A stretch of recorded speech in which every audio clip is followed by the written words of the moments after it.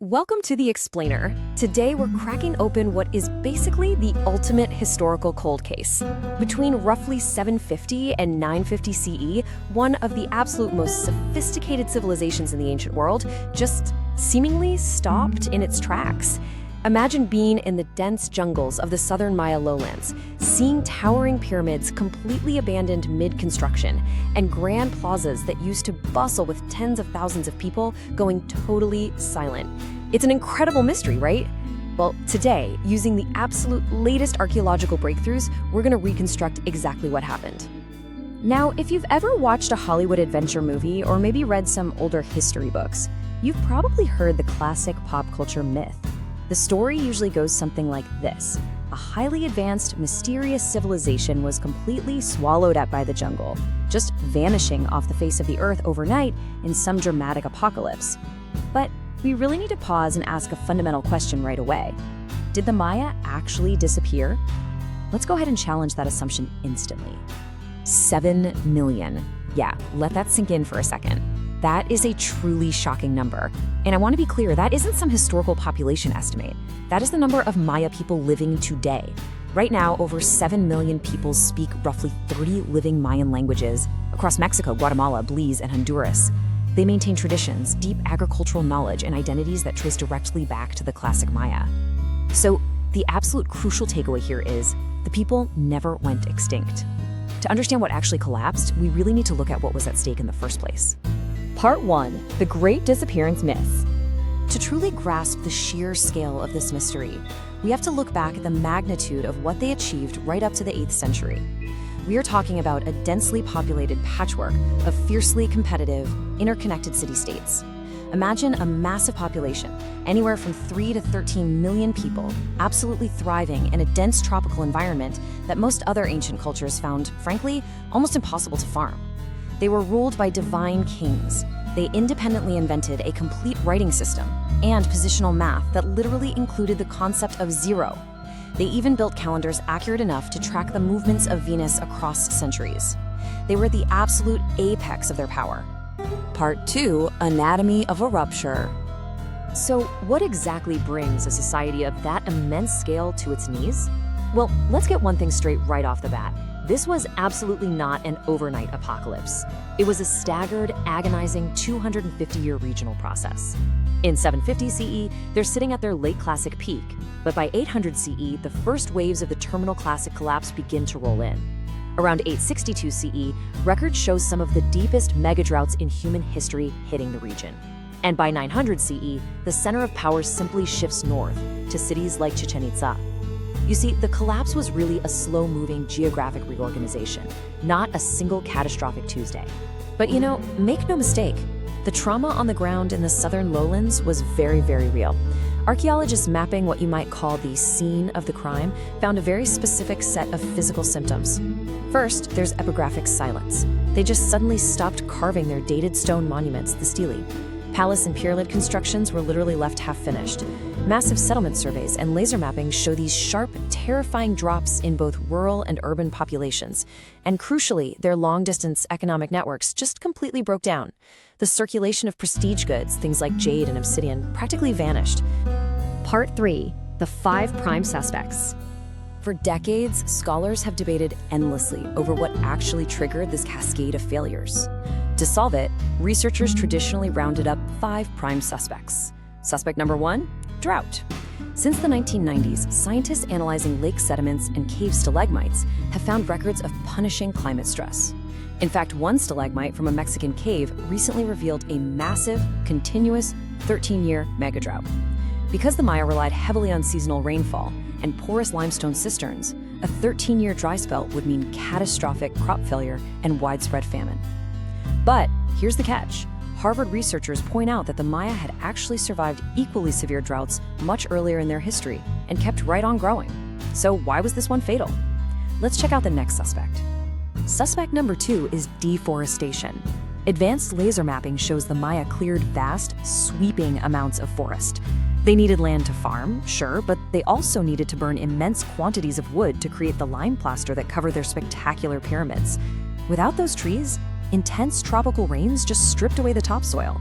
We even see pure desperation in the archaeological record. Around the 740 CE, builders at some sites suddenly stopped using high-quality sapodilla wood and desperately switched to inferior logwood. It's a clear signal that their preferred resources had just completely vanished. Which brings us to suspect number 3, warfare.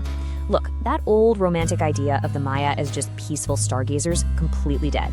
The 8th century saw intense, escalating violence, dominated by a brutal, decades-long superpower rivalry between two massive cities, Tikal and Calakmul. Excavators have found hastily built fortification walls, burned palaces, and even mass graves at sites like Kensquin. This constant violence devastated farmlands and completely shattered the sacred legitimacy of the divine kings, who, remember, claimed they alone could control the cosmos.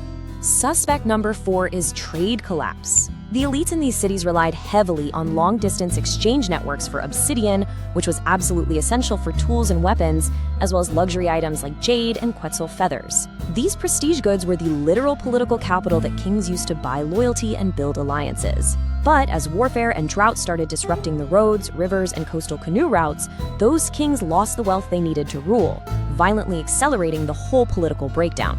And finally, suspect number 5, overpopulation. Get this, the population density in the southern lowlands rivaled pre-industrial Europe, which is just staggering for a fragile tropical ecosystem. Farmers were forced to push into marginal hillsides, shortening their fallow periods and just exhausting the soil. While the Maya were incredibly inventive, building complex terraces and raised fields, those adaptations were inconsistently applied. At Copan, for example, terracing was totally absent in some zones, and the land simply couldn't keep up with the booming population. So, out of all of these, which suspect is actually guilty? Was it the megadrought, the warfare, ecological collapse? For years, historians passionately argued over which of these single events was the smoking gun. But, well, recent science has delivered a pretty massive plot twist. Part 4, the interconnected domino effect. Brand new archaeological breakthroughs from 2025 and 2026 completely rewrite this entire story. It wasn't one single event at all. Geographer Benjamin Wynneth from the Université de Montréal really hit the nail on the head. He stated, the transformation or collapse was not a uniform climate catastrophe. It was a complex phenomenon in which climate, social organization, economic networks, and political dynamics were intertwined. It's basically like a giant puzzle. Pull on any one thread and the entire fabric starts to tear. Because the Maya were a mosaic of independent city-states, there was no single throne room where someone just flipped a switch and turned the lights out. On the ground, it looked vastly different depending on where you were. At Tikal, decades of relentless warfare drained their resources. Down in Copan, deforestation and soil erosion literally choked the valley. Calakmul was utterly defeated in war. Meanwhile, up north, Chichen Itza didn't collapse at all. It actually rose to dominance. Each city had a totally different immediate cause of death, but they all suffered from the exact same regional pressure cooker. But okay, here is the absolute most mind-blowing discovery, just published in late 2025. I like to call it the Itzan anomaly. Researchers analyzed a 3,300-year sediment record from Laguna Itzan. Now, this city was long assumed to have been killed off by drought, but the sediment record proved that Itzan's local climate stayed completely stable. They had plenty of rain, and yet their population collapsed anyway. Why on earth would that happen? Well, it paints a picture of incredible fragility. It is a true domino effect. Step 1, a severe drought hits a vulnerable city. Let's call it City A, sparking famine and war.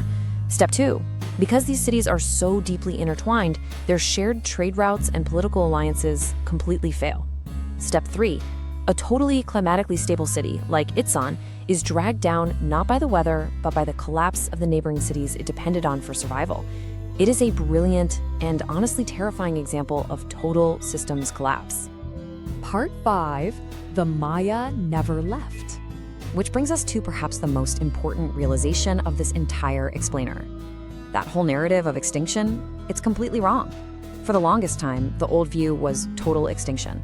But the new reality, totally cemented by a massive 2025 settlement survey, is regional shift and adaptation.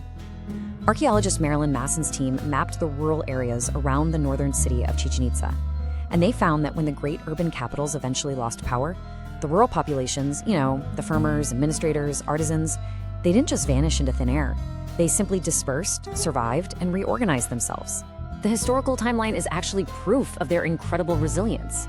By 900 CE, Chichen Itza dominated the region. By 1200 CE, the great city of Mayapan rose to power.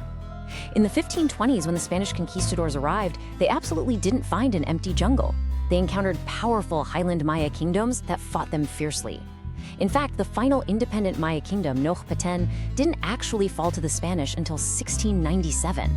Guys, that is nearly 175 years after first contact, and an astonishing 800 years after the classic collapse supposedly wiped them out. The crucial point is captured perfectly by Marilyn Masson. She says, patterns people describe as ending in the Maya collapse are seen reborn in post-classic Maya society. They adapted. They survived. The story of the Maya isn't some tragic story of extinction. It is a literal masterclass in human continuity and adaptation. Which leaves us with this final thought to ponder. The Maya are still here. Today, over 7 million living descendants carry the legacy of those incredible city-states. The collapse was really just a transformation of a highly interconnected, fragile system. And it makes you wonder, if we've been this incredibly wrong about the Maya disappearing, what other supposedly lost civilizations throughout history are actually just completely misunderstood? Thanks so much for joining me on this explainer. Keep asking those big questions, and I'll see you next time.